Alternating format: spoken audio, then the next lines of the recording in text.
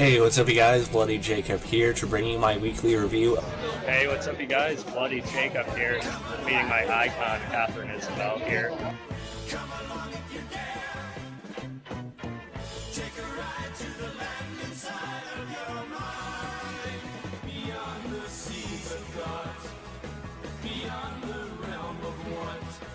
Across the streams of hopes and dreams where things are really not.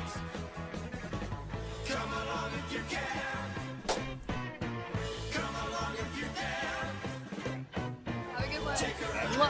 Cheers, guys. Side of your mind, but please realize you'll probably be surprised.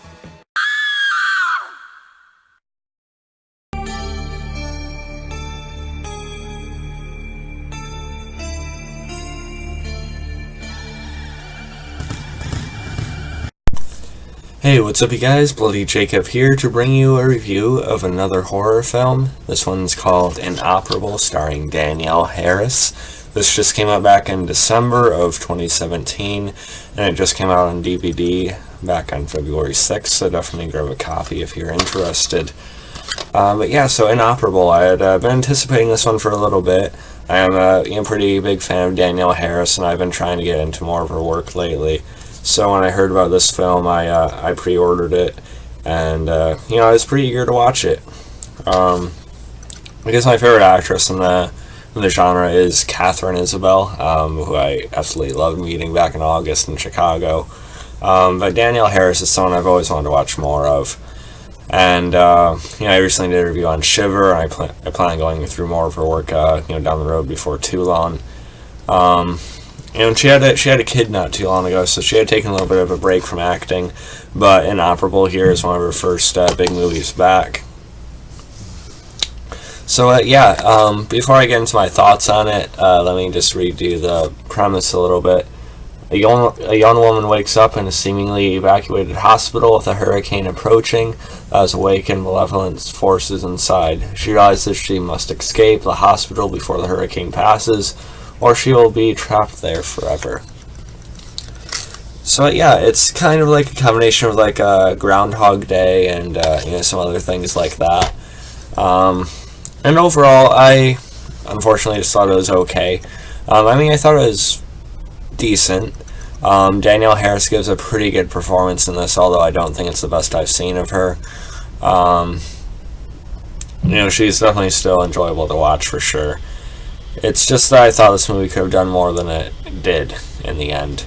The premise is interesting, and I was hoping it was going to make for some, pretty intense, pretty suspenseful, and really is full of a creepy atmosphere. Just because of the hospital with a hurricane approaching and stormy weather and stuff like that. Come on. But unfortunately, none of it's really too scary at all, which is kind of a big knock on the movie. Like I said, it's kind of a Groundhog Day thing. She's kind of in it by herself. She's repeating the same thing over and over. She isn't killed, but she keeps waking up in the car on her way, hearing voicemails from her mom, and then she wakes up in the hospital over and over again. She eventually meets up with a couple other people, and I do kind of like their chemistry with her, especially. Let me just Katie Keene's character. She plays a woman named Jen, who's there with a cop. So that was kind of fun. I made for some good back and forth with them, I think. But really, it's just unfortunate this movie didn't capitalize on any of the creepy horror stuff or the elements it could have. There's a couple disturbing scenes, and there's an okay amount of violence in it. But other than that, it's unfortunately nothing to write home about. I was eager for this movie, and it disappointed me a bit.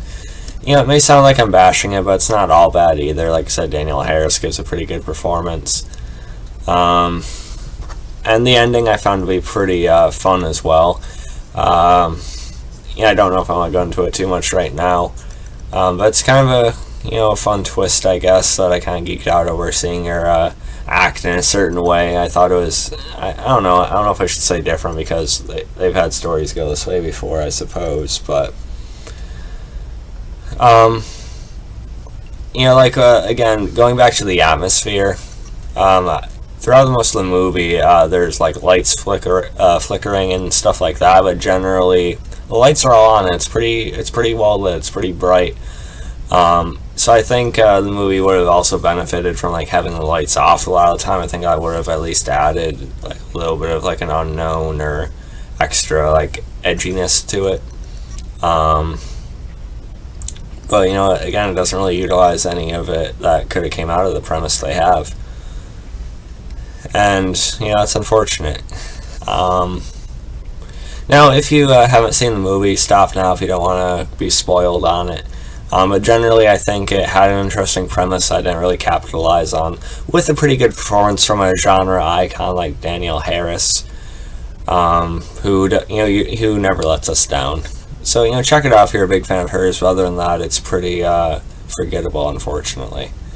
So, okay, yeah, if you don't care about spoilers, or if you've actually seen the movie, it turns out a lot of this was all in her head, which is kind of what you would think, but she turns out to be a mental patient elsewhere. She's gone crazy, she's snapped, and her, you know, sister, who is a figure she keeps seeing throughout the movie, but she doesn't recognize as far as we know.